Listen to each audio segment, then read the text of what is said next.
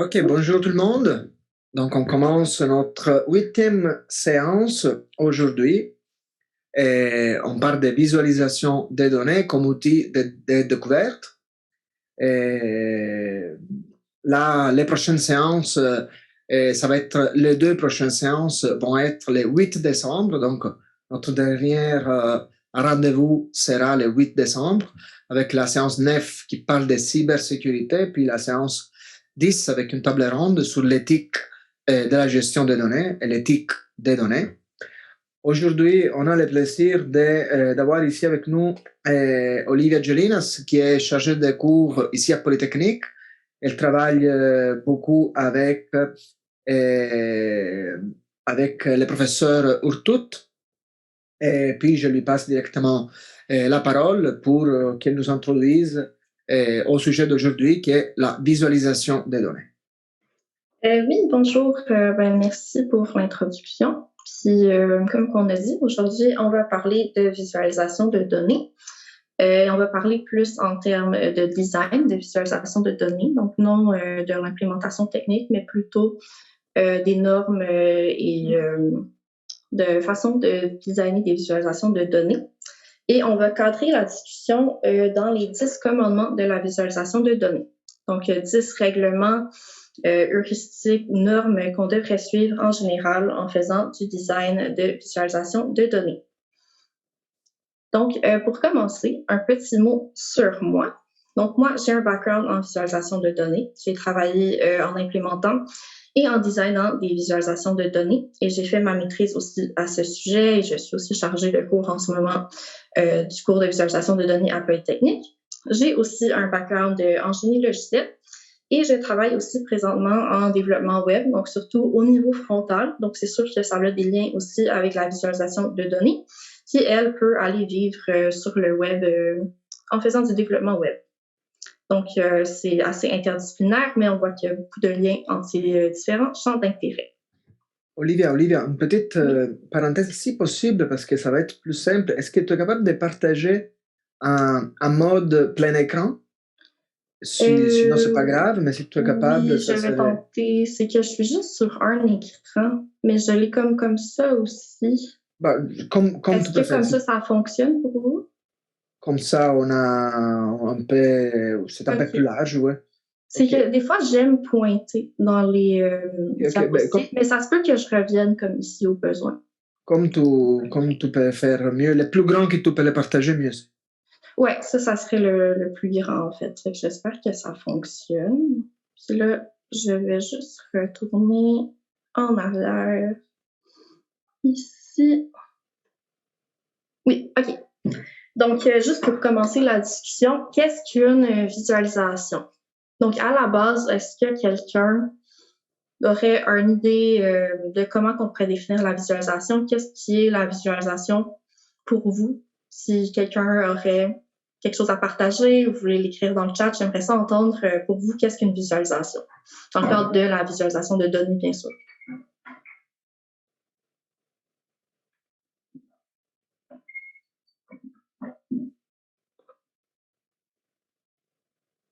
C'est la façon que je le définirais, ce serait un outil d'aide à la compréhension.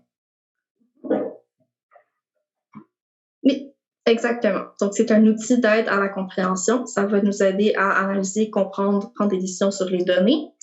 Catherine dit que c'est une représentation graphique des données. Oui, ça aussi. Et on va voir dans les prochaines slides que c'est un peu de ces deux réponses-là ensemble. Donc, c'est une représentation graphique, mais que ça a aussi, c'est non seulement une représentation graphique, mais que ça a une intention derrière, ça a un message et ça a comme un objectif qu'on va essayer de rejoindre.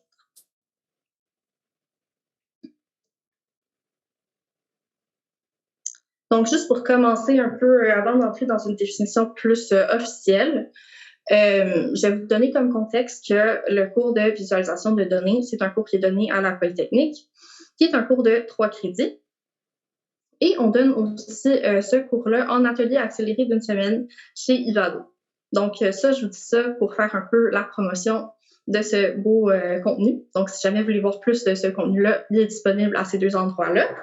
Mais aussi, juste pour cadrer un peu notre définition de la visualisation de données. Donc, dans ces contextes-là, on dit qu'on va résumer un cours universitaire de 45 heures théoriques, de 21 heures pratiques et une formation de 10 heures théoriques, en une formation de 10 heures théoriques et de 10 heures pratiques. Donc, ce cours-là, on le résume en plusieurs éléments dans l'atelier accéléré chez Livado. Donc, on pourrait se poser des questions à propos de cette information-là. Donc, par exemple, par quel facteur j'ai dû condenser le cours et ai-je réduit plus la partie théorique ou la partie pratique du cours? Donc, c'est des questions que je me pose sur comment je donne ce cours-là. Et il y aurait plusieurs façons que je pourrais répondre à ces questions, par exemple, simplement en analysant ces nombres, en faisant un calcul, etc. Et donc, oui, je peux y répondre comme ça, mais ça me prendrait un peu de réflexion. Ce que je pourrais faire aussi pour y répondre, ça serait de visualiser ces informations-là. Donc ici, on a les différents modules du cours, dans le cours à Polytechnique et dans l'atelier accéléré, et on peut beaucoup plus intuitivement et visuellement voir les réponses à ces questions-là. Donc c'est vraiment ici une manière visuelle de communiquer l'information, la visualisation de données. Et le cours chez Livado, est-ce qu'il est gratuit pour les membres d'Ivado? C'est une bonne question, mais je ne sais pas. C'est pas moi qui donne l'atelier. Normalement, c'est le professeur Thomas Rutu. Donc, peut-être de se référer vers lui ou vers Livado pour la réponse. Puis, par rapport à ce graphique-là, on peut en venir à une définition de la visualisation de données. Donc, une visualisation de données, dans notre définition pour le cours, ma définition personnelle, il y en a plusieurs qui existent, c'est sûr, mais la définition serait qu'une visualisation de données, c'est une représentation visuelle d'informations servant des objectifs. Donc, c'est un peu dense comme définition, mais ça représente bien c'est quoi la visualisation de données et qu'est-ce que ça accomplit. Mais on peut décortiquer ça en différents éléments. Donc, on va faire ça.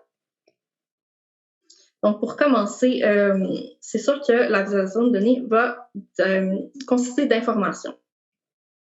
Donc, dans le cas de la visualisation de données, bien sûr, l'information, c'est les données. Donc, par exemple, on pourrait avoir une feuille de calcul qui ressemblerait à ceci, puis qu'on voudrait visualiser. Donc, c'est nos informations. Et puis, on peut définir nos informations selon différents modes comme on veut. Donc, par exemple, ici, dans les données, on aurait plusieurs items qui correspondent aux lignes et sinon plusieurs, ce qu'on appelle des attributs, des dimensions, des variables qui ici sont des colonnes. Donc, c'est les informations qu'on veut représenter.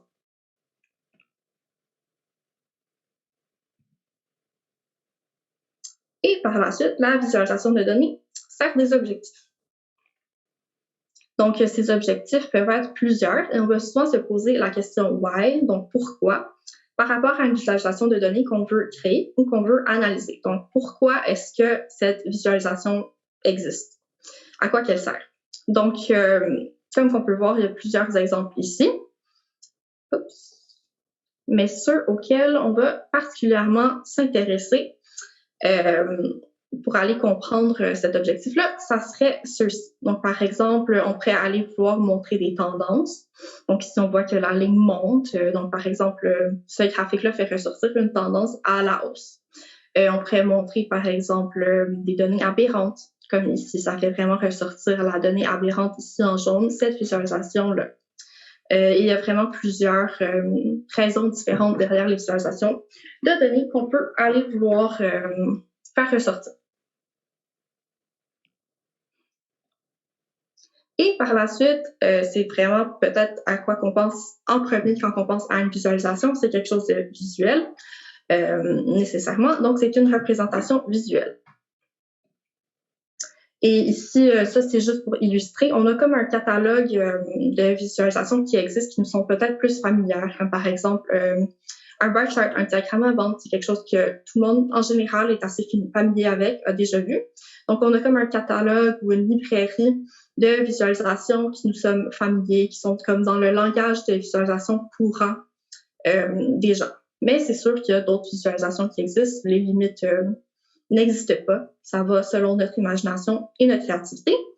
Mais on peut voir un petit catalogue des visualisations de données qui sont communes sur ce site web-là. Donc, si ça vous intéresse, ils sont toutes classées par fonction ce qui est très intéressant. Donc, ça va vous dire quelle visualisation est utile dans quel contexte, par exemple. Donc, je vous invite à aller consulter ça.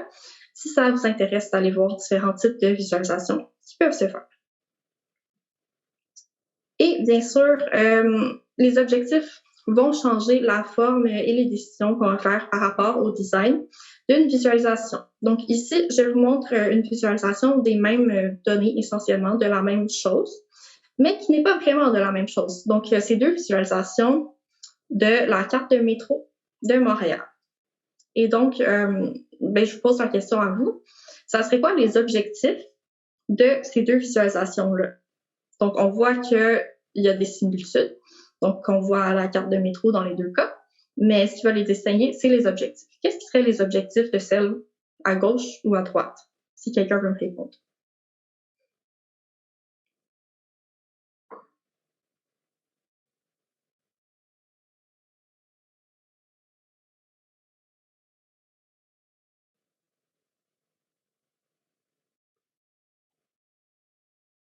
Alors, je vais me lancer. Alors, à gauche, c'est plus le focus sur le métro lui-même, donc dans le fond, les stations, puis comment s'orienter dans le métro, alors qu'à droite, c'est plus pour voir qu'est-ce qu'il y a autour des stations, donc voir un peu le contexte dans lequel on ressort. Oui, exactement. Donc, dépendant du contexte qu'on peut voir ces données-là, on va utiliser une visualisation différente pour rejoindre différents objectifs. Donc, quand on est à l'intérieur du métro, on a juste besoin de naviguer les stations de métro sans nécessairement s'orienter dans la ville de Montréal. La carte à gauche, elle est très utile. Mais dès qu'on sort du métro, que notre référentiel est la ville de Montréal, l'extérieur du métro, et qu'on cherche vraiment une adresse particulière vis-à-vis d'une station où est-ce qu'on est, alors la visualisation à droite va devenir beaucoup plus intéressante.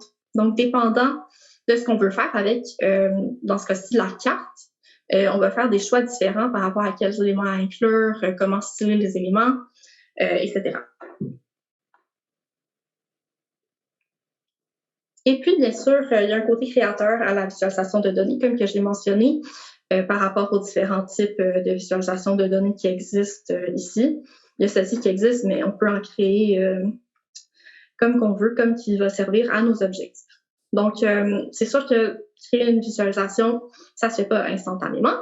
Il faut en général suivre un processus de design.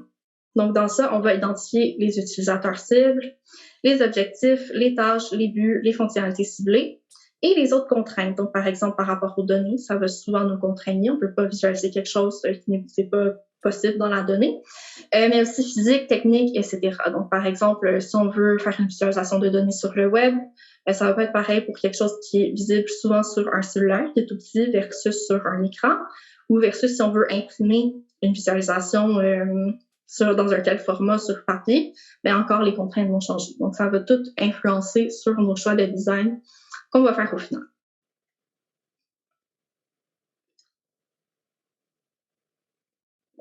Et puis, cela consiste le premier commandement du designer, qui identifiera le public cible et les tâches cibles, et tu y référeras à chaque itération de design.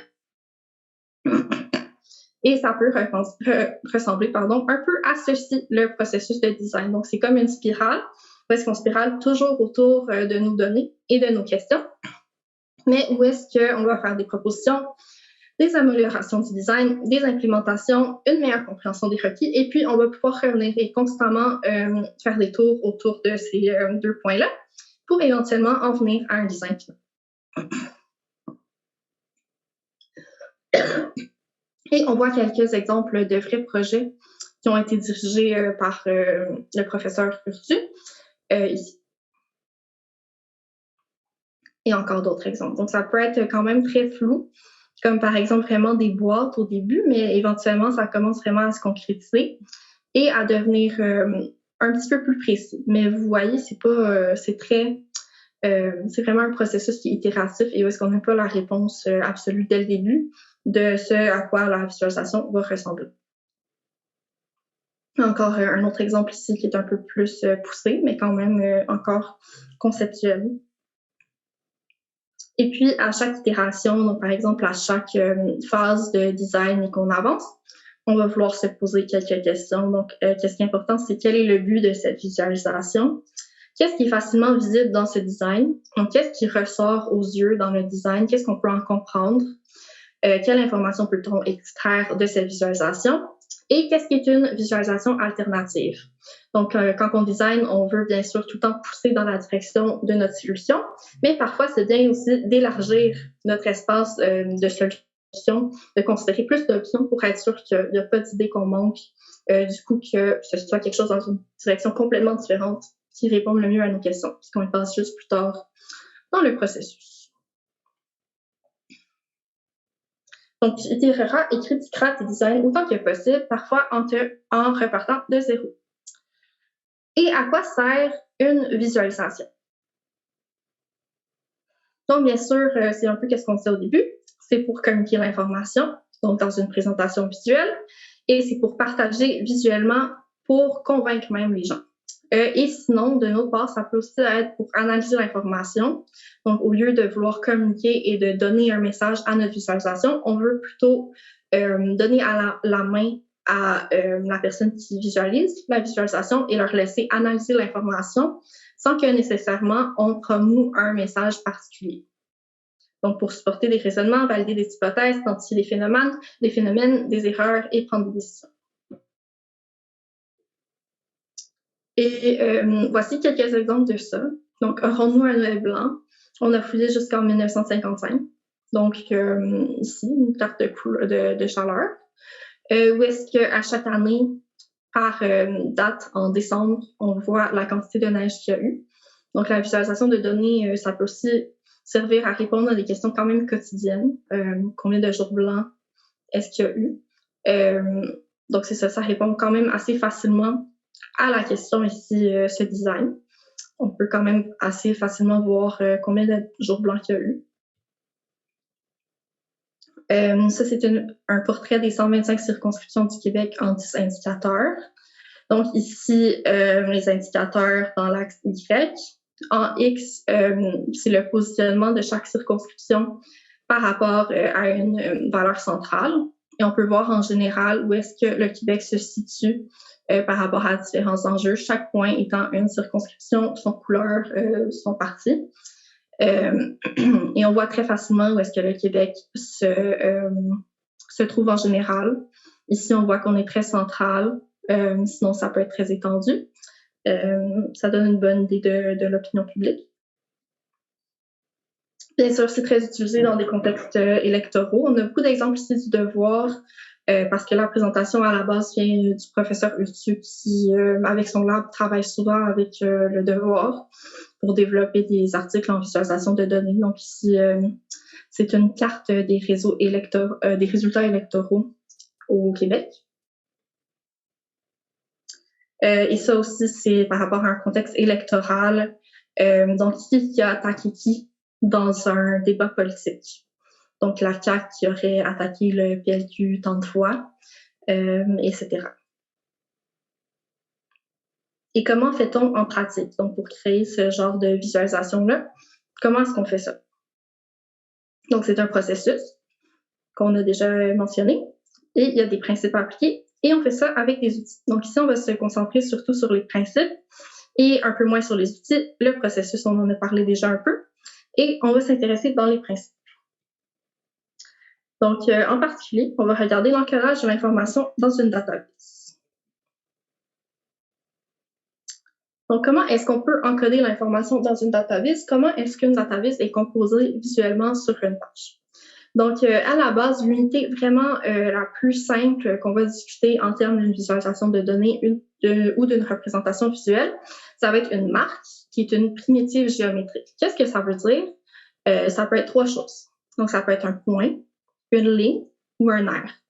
Donc, c'est vraiment sur la page une unité de base quand on va aller même faire un dessin par nous-mêmes. C'est ce qui va le composer. Et puis, ça, ce n'est pas assez toute seule pour aller encoder une information. Donc, un point seul sur une page avec rien d'autre ne va pas encoder une visualisation. C'est juste une information, c'est juste un point. Donc, comment est-ce qu'on va aller attribuer de l'information à ces marques primitives-là? Donc, on va utiliser ce qu'on appelle des canaux d'encodage, ce qui est la variable visuelle et c'est la manière de lier la donnée à une marque.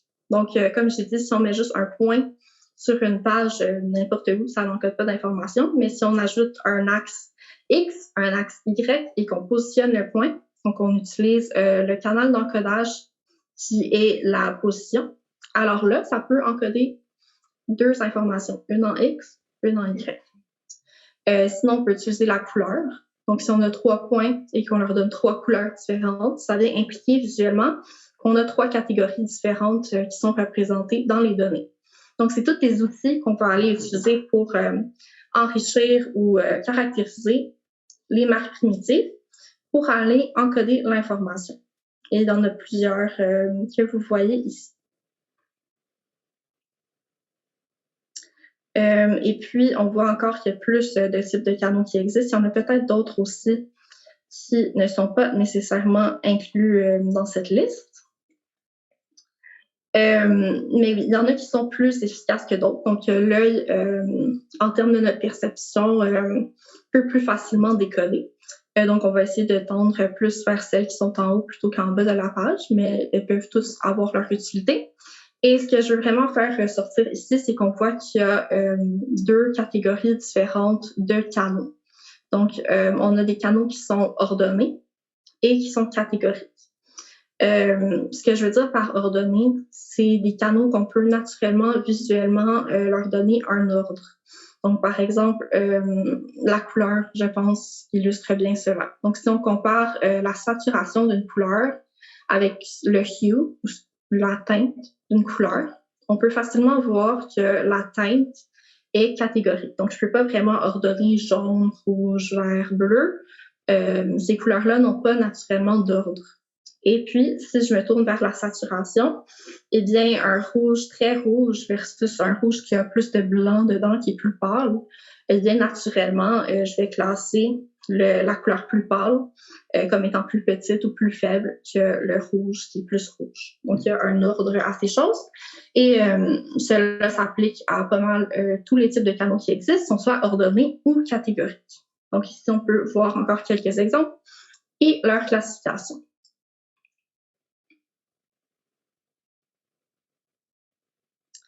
Et puis, ce qui est important de retenir de ça, des canaux qui sont catégoriques et ordonnés, c'est que, sans doute que vous savez, dans les données, quand on regarde une donnée, la donnée en tant que telle aussi, elle est soit catégorique ou elle est ordonnée, donc ou continue. Donc, ce qui est important, c'est de toujours utiliser un canal qui est ordonné pour des données qui sont ordonnées et un canal catégorique pour des données qui sont catégoriques, ce qui est le troisième point des 10 commandements du designer.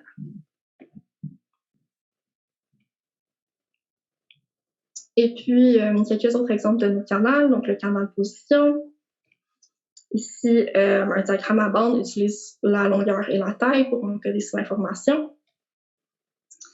Et on a aussi la notion de canaux pré-attentifs, qui sont des canaux qui sont tellement intuitifs qu'on n'a pas besoin d'analyser ceux-ci pour faire ressortir une information. C'est juste intuitif, c'est processé par le cerveau même avant qu'il vienne à notre attention. Donc ici, si je vous demande de trouver Charlie, c'est quand même assez difficile. Mais pour démontrer la puissance du canal pré-attentif de couleur, je peux vous montrer ce dessin. Et intuitivement, sans même chercher vraiment, on peut trouver Charlie immédiatement. Donc, la couleur est un exemple de canal pré-attentif.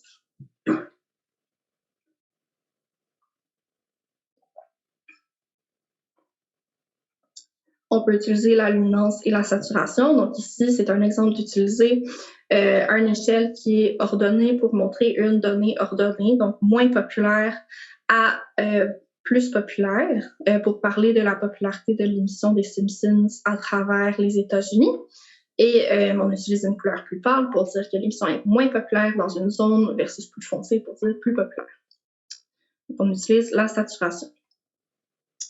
Et puis, on peut utiliser la nuance, comme ici sur cette carte, qui montre des différents backgrounds des différents quartiers à New York.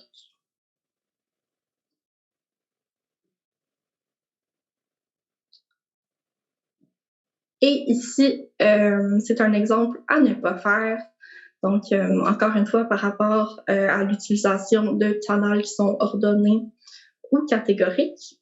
Cette carte ici, c'est une carte de New Orleans qui montre l'élévation par rapport au niveau de la mer.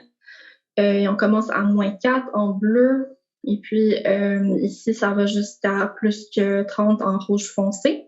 Et ça va montrer l'élévation de la Terre dans New Orleans. Donc, est-ce que quelqu'un ici peut me dire pourquoi c'est un don? Ou sinon, je vais répondre parce que j'aimerais ça aller un peu plus vite.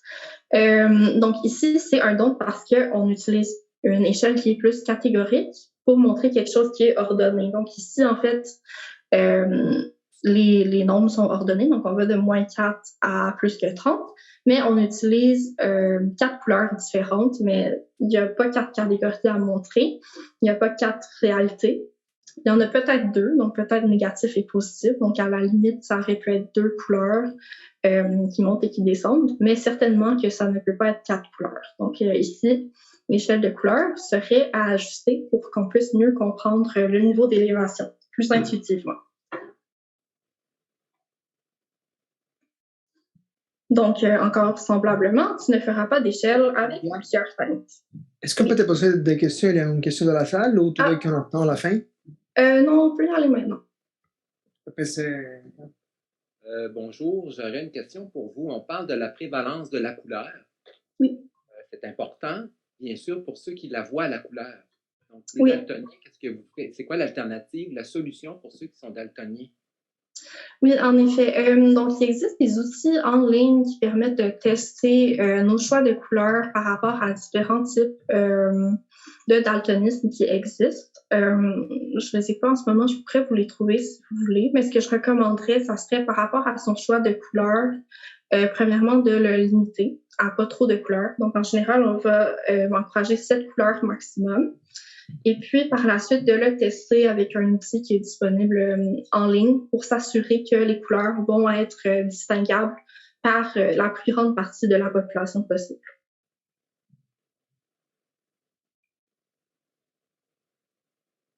OK. C'est parfait, Olivia, merci. Parfait. Donc, par la suite,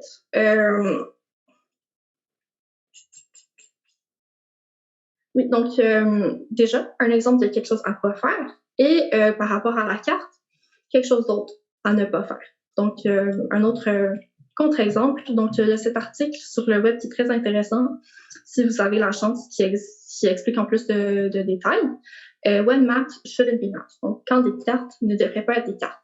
Donc, parfois, on a des données géographiques et on se dit, j'ai les données géographiques, je vais faire une carte parce que ça nous semble naturel. Mais parfois, juste parce que les données sont géographiques, c'est pas nécessairement le choix visuel le plus intéressant ou le plus parlant ou le plus efficace de faire une carte.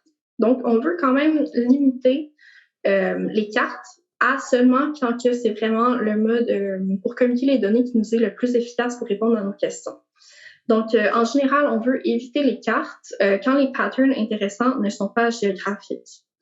Donc, par exemple, si je veux savoir quel pays du monde a le plus de X, j'ai pas nécessairement besoin de savoir les pays du monde sont situés où. J'ai pas nécessairement besoin de les placer sur la carte. Donc, je peux aller voir d'autres types de visualisations. Ce serait peut-être plus efficace pour communiquer ce genre de message-là, de comparaison des pays, si on n'a pas besoin de savoir exactement visuellement ils sont situés où sur la carte. Donc, c'est une question qu'on va vouloir se poser. Est-ce que mon pattern, il sera géographique ou non? Donc, c'est une question importante à se poser. Tu réfléchiras 2 fois avant de faire une carte.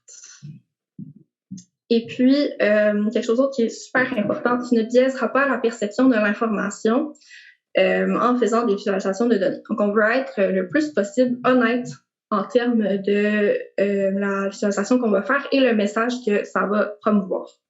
Donc, je vais donner quelques exemples de ça. Donc, ici, il y a 2 exemples problématiques qui ne répondent pas à ce point. Donc, tu ne biaiseras pas la perception de l'information. Donc, quel est le problème avec ces deux graphiques? Je vous donne quelques secondes pour y réfléchir. OK. Donc, à gauche, si vous avez additionné les pourcentages dans les points de tarte, on penserait que ça donnerait 100%. Ça ne donne pas 100%, ça donne 95%. Donc, qu'en est-il des autres 5% de la tarte? Ça donne un peu une fausse impression. Et semblablement, ici, on a l'impression que Mélo a super bien fait. On le met en orange, avec son visage souriant. La barre est super haute, mais la hauteur de la bande, en fait, elle est ici. Ou en fait, elle n'est même pas ici parce que c'est zoomé. Mais si on regarde les nombres, la bande n'est pas proportionnelle à sa valeur. Donc, il y a un peu de malhonnêteté ici dans cette représentation-là.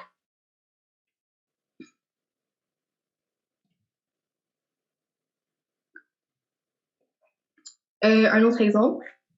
Voyez-vous le problème ici?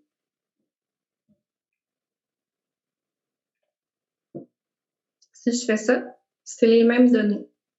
Donc ici, l'axe commence à 34, ici à 0.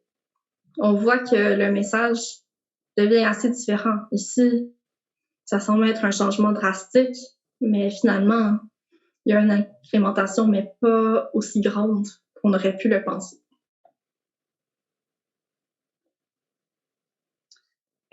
Et puis, un peu relié au fait de ne pas biaiser, mais sans parler d'honnêteté, plus en termes de visuellement, de vouloir bien représenter efficacement notre information. On a cette notion-ci de maximiser le ratio data inc. Donc, ce ratio-là, c'est la ligne devrait être un peu plus basse ici, mais c'est la surface de la vis consacrée aux données qui est divisée par la surface totale de l'encre de la vis. Donc, on veut être vraiment le plus efficace possible, même dans ce qu'on va dessiner sur une visualisation de données, donc de minimiser le chart junk. Puis on va voir quelques exemples de ça qui vont concrétiser un peu. Donc, ça, c'est un exemple de chart junk. Donc, ici, on a une tendance, mais on a vraiment, en termes de data to ink ratio, si vous allez le calculer, ce calcul-là, c'est pas un très bon ratio parce que la plupart de l'encre de cette visualisation-là n'est pas dédiée à la donnée, mais à un dessin. Ça, on a beaucoup tendance à vouloir ajouter de la nourriture quand on parle de nourriture, mais en général, une pratique à éviter si on veut être efficace dans notre communication de la donnée. Ça va encore une fois faire qu'on a beaucoup de contenus visuels qui vont distraire de notre visualisation des données et de l'information qu'on va vouloir transmettre. Et un autre exemple ici, Monstrous Cost, donc avec un monstre qui illustre le message. C'est sûr que ça a des aspects positifs aussi, c'est un peu ludique, ça peut attirer l'attention, mais ce n'est pas efficace. Si on veut être efficace, il faut vraiment réduire les aspects qui ne sont pas essentiels, qui ne sont pas directement en communication de la donnée au minimum. Donc, juste garder ce qu'on a besoin pour transmettre l'information. Et donc, ce même graphique pourrait être transformé en celui-ci. Parce qu'on voit beaucoup plus clairement ce qui est représenté et aussi beaucoup plus précisément parce qu'ici, avec la transformation en courbe, on ne peut pas bien comparer les vrais ratios entre les bords. Et un autre exemple qui est un peu moins pire, mais qui illustre le même concept. Donc ici, on a un diagramme à bande qui montre les données à travers les mois. Et ça peut être amélioré comme ceci. Donc, très, très, très minimal, mais qui montre la même information et qui fait en sorte qu'on n'est pas distrait, on voit immédiatement l'essentiel de ce qu'on veut montrer dans le graphique. Donc, bien sûr, vous en avez peut-être déduit de ce que je disais, tu n'utiliseras pas de jump chart ou de 3D. Donc, le 3D, on n'a pas vraiment un bel exemple dans cette présentation, malheureusement, sauf ici, ça donne un peu une idée. On essaie de créer un effet 3D, mais ça va créer une distorsion sur les données.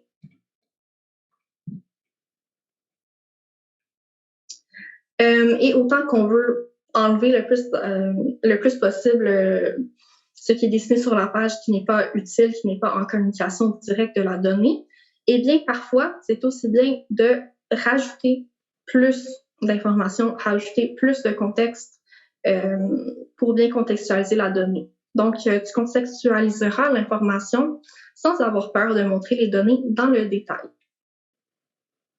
Donc, autant qu'on ne veut pas en mettre trop dans une visualisation visuellement, on ne peut pas non plus ne pas en mettre assez. Donc ici, on a une petite question. Oui. Est-ce que je vais... Oui, désolé. Merci. Oui, en fait, j'avais une question par rapport au commandement, par rapport au 3D. Si jamais on a une information qui est en X, Y et Z, ben, à ce moment-là, juste montrer Y, ça serait faussé également. Donc, comment qu'on fait dans ce cas-là?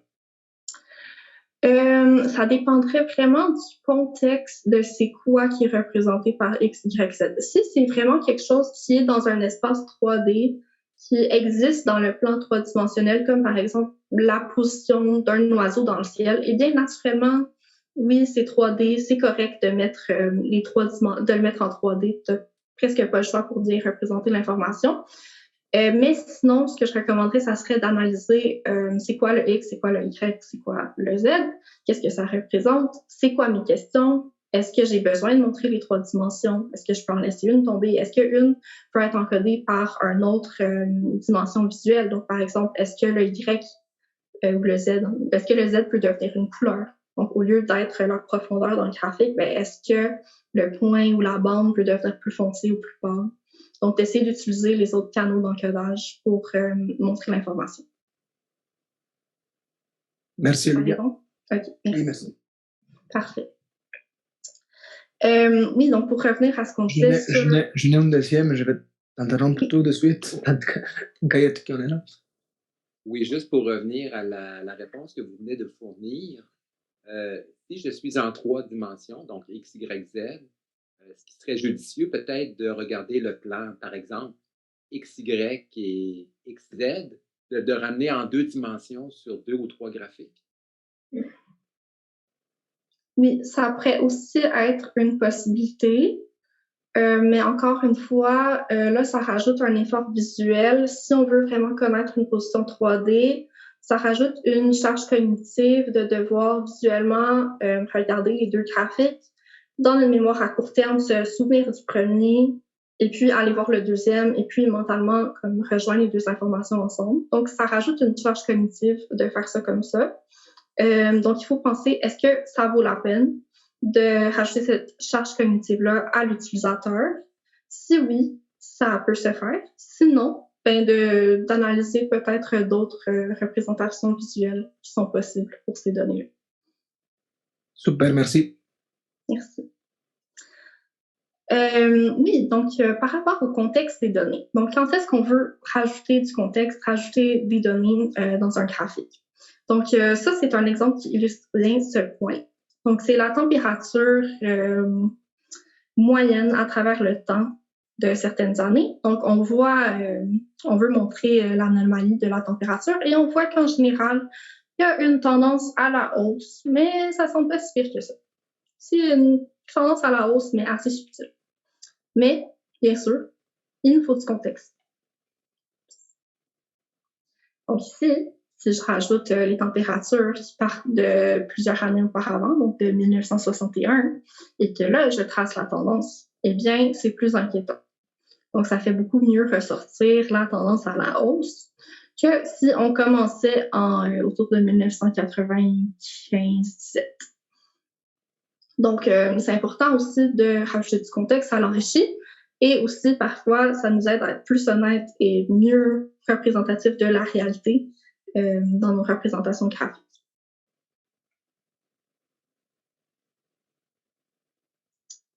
Et puis, tu feras seulement un pie chart uniquement si tu as 2 données catégoriques. Donc, un point un peu controversé parfois parce que on aime bien ça, les pie charts, on les voit souvent. Mais ce n'est pas la façon la plus efficace de montrer les données parce que l'œil a quand même de la difficulté à comparer les bords de pointe ici, donc les pointes de tarte. Donc, si on mettait ce graphique-là en diagramme à bande, il deviendrait plus facile de comparer les différentes tailles des différentes pointes parce que les longueurs seraient vraiment comparables une à côté de l'autre, plutôt que de devoir comparer les angles ici. Ici, c'est quand même pas trop pire avec les 4 catégories qu'on a présentées ici, mais ça peut devenir difficile à interpréter, surtout le plus de catégories qu'on commence à avoir. Donc, en général, une bonne règle à se donner, ça serait de limiter le pie chart et son usage à que lorsqu'on a 2 catégories à montrer. Donc ici, c'est très facile de comparer les 2 pointes de tarte parce qu'il y en a juste 2. Mais dès qu'on en a beaucoup, ça devient plus difficile de les comparer. Donc, par exemple, si j'avais pas le 30% ici et le 20% ici, ça serait difficile quand même de savoir à quel point que la portion bleue foncée, elle est plus petite que la portion verte. On n'aurait pas une bonne idée. Et puis, quelques derniers conseils. Par rapport à la visualisation de données, souvent, on veut raconter une histoire. Donc, souvent, on ne veut pas créer une visualisation de données pour aucune raison. Comme on a vu, on veut convaincre les autres, on veut analyser, on veut promouvoir un message. Donc, il y a certains outils qu'on peut utiliser en plus de la représentation visuelle pour aller supporter notre message, donc dans tout ce qui est comme autour de la visualisation. Donc, par exemple, on peut rajouter des titres, des sous-titres, des annotations et utiliser une saturation dans la visualisation en tant que telle pour faire ressortir certains points. On va voir quelques exemples de ça. Et puis, une citation très intéressante à propos de ça. Et voilà. Donc, on a 2 exemples ici. Dans un exemple, on raconte une histoire. Dans l'autre exemple, on ne raconte pas d'histoire, mais on laisse la personne qui visualise notre graphique décider pour elle-même. Est-ce qu'il y en a un qui est meilleur que l'autre? Pas nécessairement. Ça dépend ce qu'on veut faire, ça dépend est-ce qu'on veut vraiment mettre l'emphase sur un certain message ou est-ce qu'on veut laisser la visualisation plus neutre dans ce sens-là et le laisser à l'interprétation de la personne qui le consulte.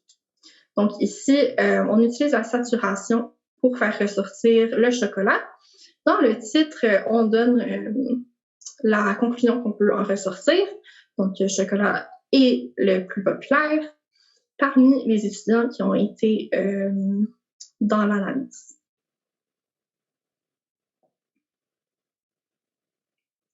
Et encore une fois, on utilise la saturation ici pour faire ressortir une des 2 lignes parmi les 3 qu'on considère éditorialement la plus intéressante. Et encore une fois, on ajoute un titre qui va aller donner un certain message à cette visualisation-là. Dès notre première consultation, on va rentrer d'emblée avec une certaine opinion sur ce que celle-ci va montrer. Et est-ce que c'est bien ou mal? Comme je vous dis, ça dépend de notre objectif. Et un autre exemple semblable, sauf que ici, on choisit plutôt quels points sont intéressants à vraiment montrer. Donc, on veut vraiment mettre l'emphase sur le point de début, de fin et sur 2013, où est-ce qu'on a eu une nouvelle politique. Et encore une fois, on alimente avec le texte. Et puis, encore une fois, c'est quelque chose à faire judicieusement. Donc, c'est à combiner, bien sûr, avec le commandement qui est par rapport au biais, donc le 6e.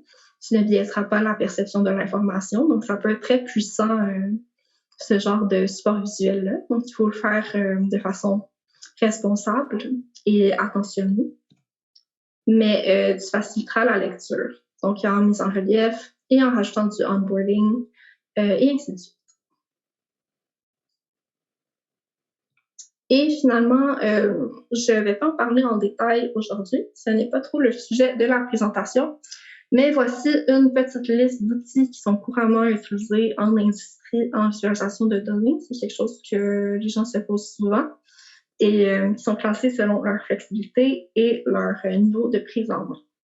Puis il y en a beaucoup d'autres aussi qui existent, mais en voici quelques-uns. Et voilà, ça fait le tour de ma présentation. Donc, c'est ça, j'ai terminé pas mal dans les temps. Donc, si on veut faire des questions, on peut faire ça maintenant. Sinon, j'ai un exercice qu'on pourrait commencer à présenter. Oui, on va prendre quelques questions s'il y en a de la chat. Désolé. De la chat aussi, de LinkedIn, si quelqu'un qui, pour le moment, nous suit par LinkedIn, vous pouvez mettre un commentaire, écrire votre question sur un commentaire. Puis, quelqu'un du staff de 4.0 va lire la question et va la retourner ici. Sinon, on a des personnes en salle. J'ai une mini question pour l'instant que les gens réfléchissent. Je reviens encore sur les 3D et les outils. J'imagine que la majorité des outils de la liste qui sont là et des outils généralement utilisés ne font pas de 3D parce qu'il faut quand même un engine qui permet les 3D. Est-ce que vous avez une idée des outils qui sont faciles d'obtenir en ligne pour faire des représentations 3D dynamiques, donc du type, parce que les 3D statiques, donc les 3D en 2 dimensions, c'est sûr que ça crée une distorsion, mais quand on a la possibilité de faire une visualisation en 3D dynamique, donc moi je peux bouger avec ma souris les 3 dimensions pour voir par exemple, les contrastes avec Z, un point qui est sur Z par rapport à XY et vice-versa. Donc, est-ce que vous connaissez des outils qui sont faciles d'utilisation pour les 3D? Oui, donc des outils pour visualiser en 3D.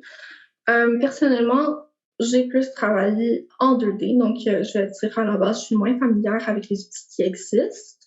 Ce que je sais qui est très bien est Plotly offre dans sa librairie pour le web et aussi en Python offre assez facilement la possibilité de faire des graphiques en 3D, donc surtout si on est dans des contextes de visualisation scientifique, ça peut être très bien. Donc, Plotly, ça serait définitivement quelque chose à regarder. Sinon, je connais pas d'autres bibliothèques qui permettent facilement de faire de la visualisation en 3D.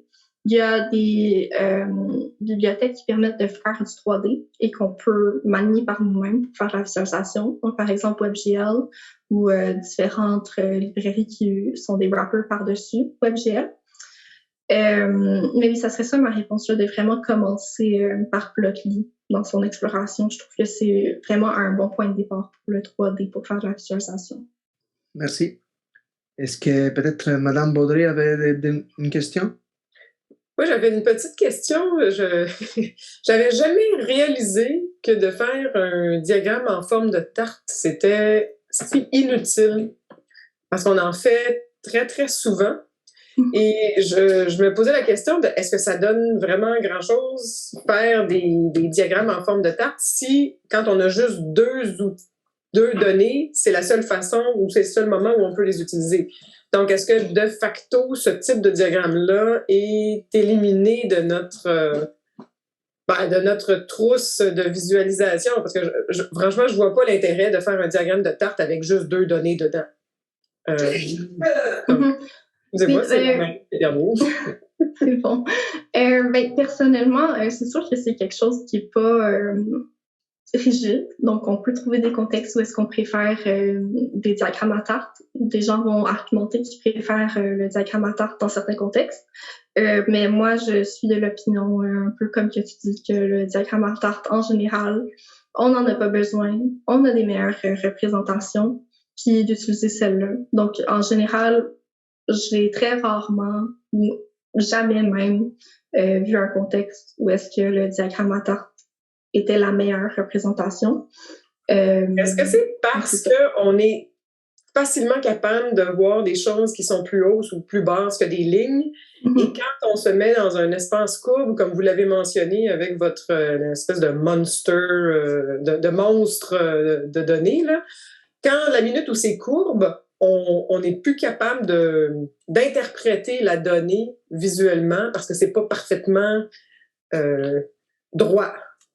Oui, ben exactement. C'est pas exactement la même chose parce que il y a comme un effet 3D dans le monstre, là, donc c'est comme un peu une autre question en plus de rajouter le 3D par-dessus tout ça, mais ça ressemble un peu à ça intuitivement. Donc, je vais juste trouver la slide ici.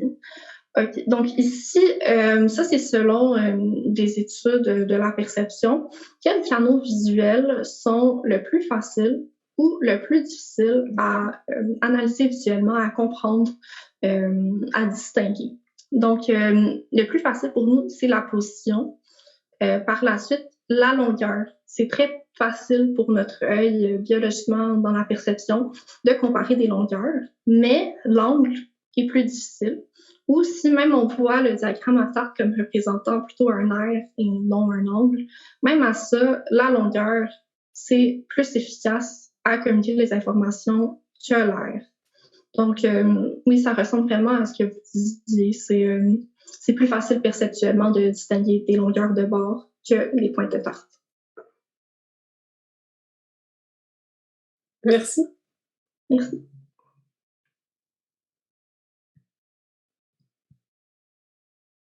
Je ne vois pas pour le moment d'autres questions. Je n'ai une petite pour donner encore du temps peut-être.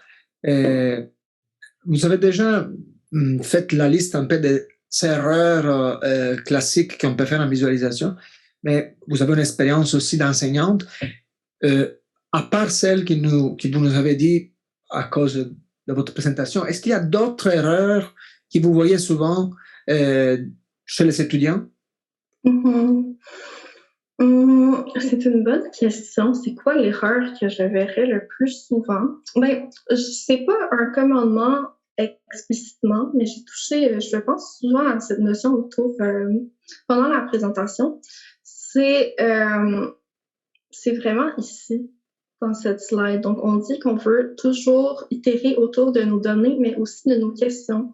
Donc, souvent, on va garder nos données en tête, on travaille avec très directement, on n'a pas le choix, on y réfléchit beaucoup.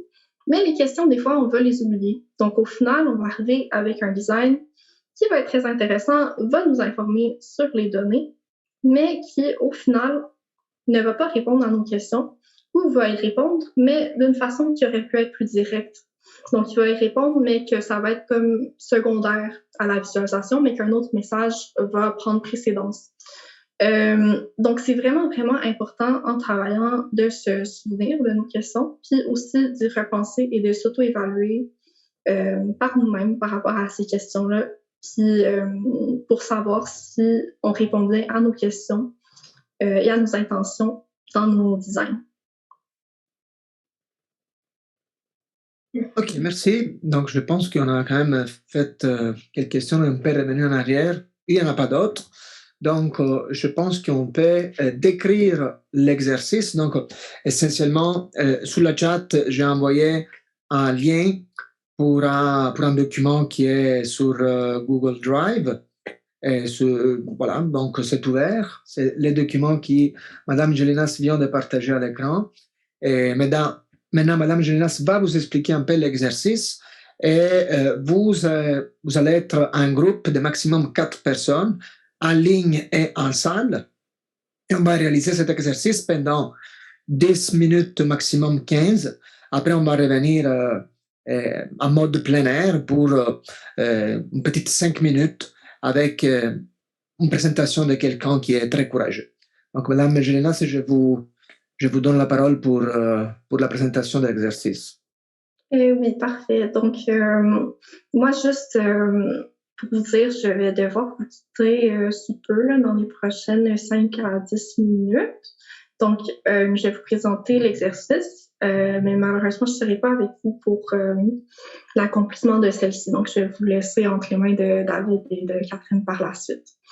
Donc, pour présenter l'exercice, On a une mise en situation. Donc, imaginez que vous avez un blog sur Internet où est-ce que vous partagez tout ce qui vous intéresse, en particulier en lien avec la science de données et bien sûr la visualisation de données.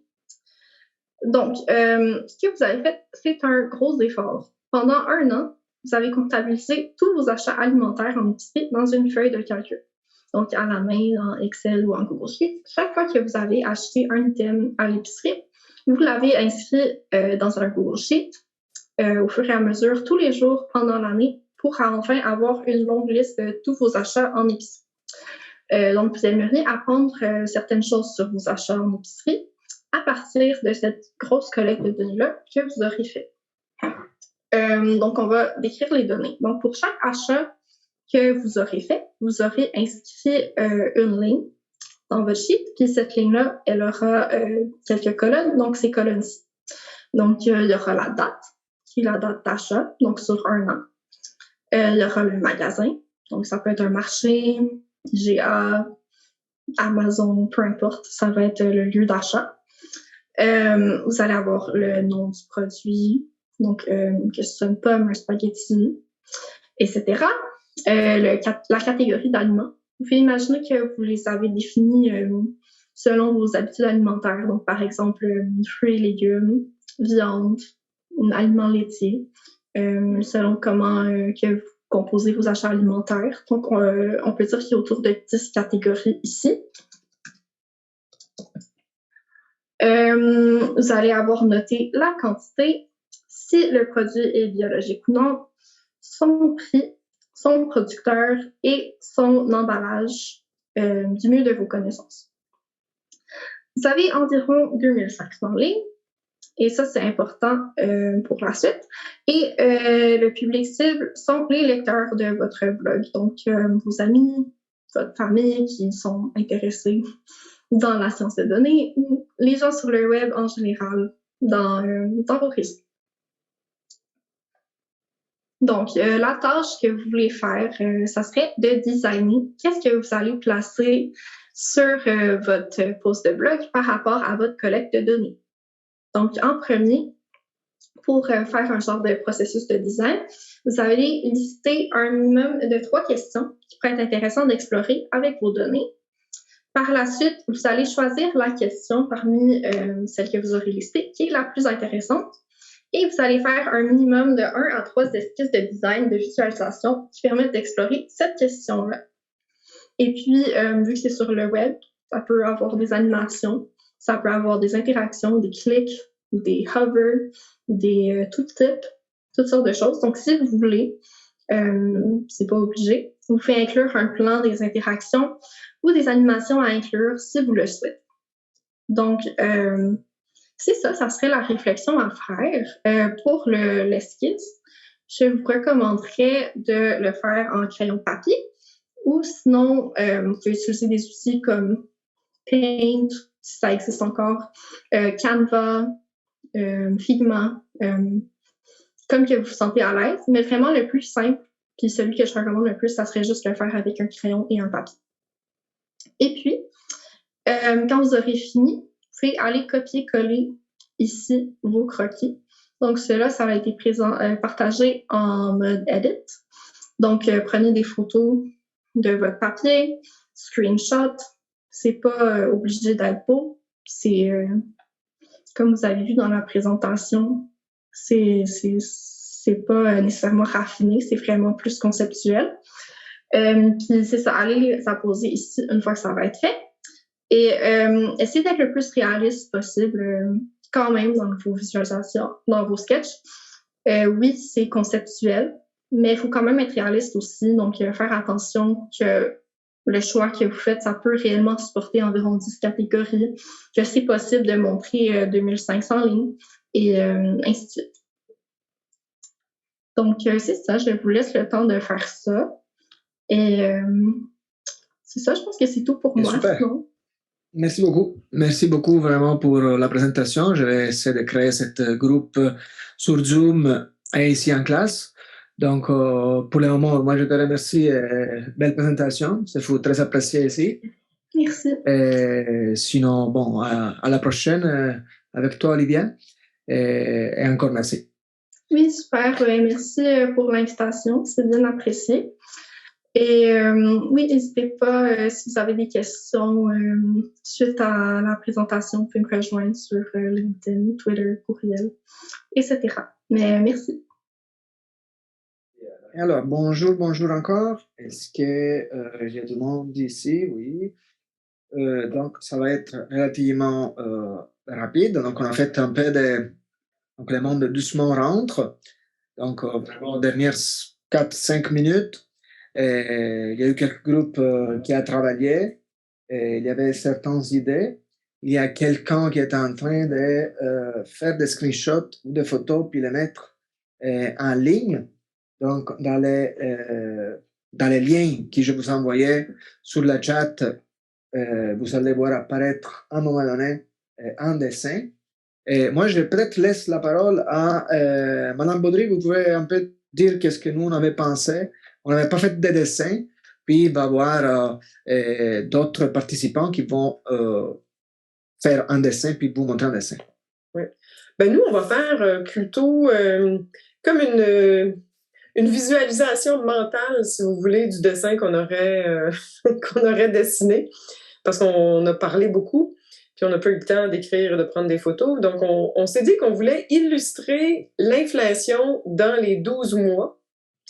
Donc, on repartait des 4 catégories d'aliments, donc viande, fruits et légumes, viande et substituts, produits laitiers, produits céréaliers. Donc, imaginez qu'il va y avoir 4 courbes sur les 52 semaines de l'année. Et on va illustrer dans le fond, le prix par quantité achetée de façon à ce que ce soit la même valeur, dans le fond, une valeur de prix par quantité qui soit fixe de semaine en semaine pour qu'on puisse voir uniquement l'augmentation de prix pour la même quantité de biens. Donc, vous avez 4 courbes et puis ça illustre l'inflation au fil du temps qui nous permettent de constater que peut-être que c'est les viandes et substituts qui ont augmenté plus rapidement en termes d'inflation que les produits céréaliers, par exemple. Donc, le titre au-dessus, ce serait la viande nous coûte 10 fois plus cher qu'au début de l'année ou un truc comme ça. Oui, c'est ça. Merci. On avait aussi pensé en tarte, en pointe de tarte. Ah ouais, bon, on a rapidement éliminé ça, la tarte, sur les produits biologiques. C'est ça, on l'a éliminé.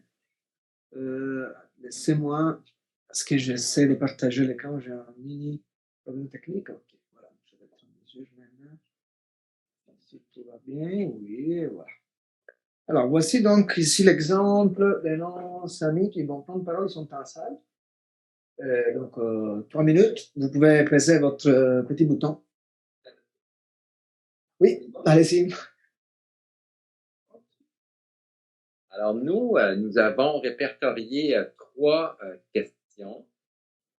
Nous n'avons pas touché l'inflation, mais on a parlé. La première question, c'est quelle catégorie d'aliments utilisant le plus de plastique par unité de quantité? Donc, ce qu'on a pensé, c'est de ramener ça en des pie charts. Des histogrammes. Et on a 2 bâtons, on a deux cases pour chacun des types d'aliments, dont un est assuré, qui représente un produit de plastique, et l'autre vide, qui n'est pas de plastique. Et là, on ramène la quantité, qui peut être le volume, la quantité. Si c'est des millilitres, on prend le nombre de millilitres divisé par le maximum de la catégorie. Et on fait si c'est des kilogrammes, on prend la valeur en kilogrammes de la catégorie sur le maximum, ce qui nous rend une échelle multipliée par 100, ce qui nous rend une échelle comparable. On enlève les unités de mesure et on montre nos catégories de façon comme c'est présenté dans le deuxième graphique. On montre les catégories selon l'ordre de croissance, là où il y a le plus de volume de polluants de plastique. Donc, ça nous donne automatiquement, en ordre de croissance, là où il y a le plus les catégories qui ont le plus de plastique. La question suivante auquel on aimerait se poser, c'est de savoir, parmi les 10 catégories d'aliments les plus polluants, lesquels, c'est quoi la proportion de produits bio et non bio? Et là, on ramène l'autre graphe qui est ici, malheureusement, vous ne le voyez pas, c'est un diagramme en bâton où on énumère nos 10 catégories et on va chercher le pourcentage, vu que c'est une demi, 0,1, ben quand je fais la moyenne, la moyenne, ça me donne la proportion. Fait qu'en axe des Y, j'ai la proportion, puis en axe des X, j'ai mes 10 produits les plus polluants. Et là, je peux voir lesquels parmi ceux-là qui sont bio. Puis on souhaite bien entendu que ces produits-là soient majoritairement non bio.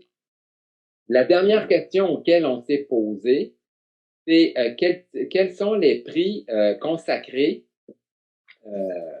par région. Donc, on veut savoir parmi les 10 catégories que j'ai achetées, est-ce que c'est des produits qui sont achetés localement ou ils sont achetés à l'étranger? Donc, on a pensé de faire une map, faire une carte du monde où on a le Canada qui ressort en gros, puis le reste du monde étant plus petit. Et là, on met la proportion de mes produits qui sont canadiens, je mets la proportion de mes produits dans le pays du Canada. Donc, si j'ai 50% ou 40%, ben, je vois 40% au Canada. Là, je peux facilement voir que le 60% est à l'extérieur. C'est cool. Et merci pour avoir participé. Merci beaucoup pour la participation de tout le monde. Donc, avec ça, on conclut la séance d'aujourd'hui. Alors, je vous remercie à tout le monde. On se voit donc le 8 décembre pour notre dernier rendez-vous. Alors, bonne journée à tout le monde.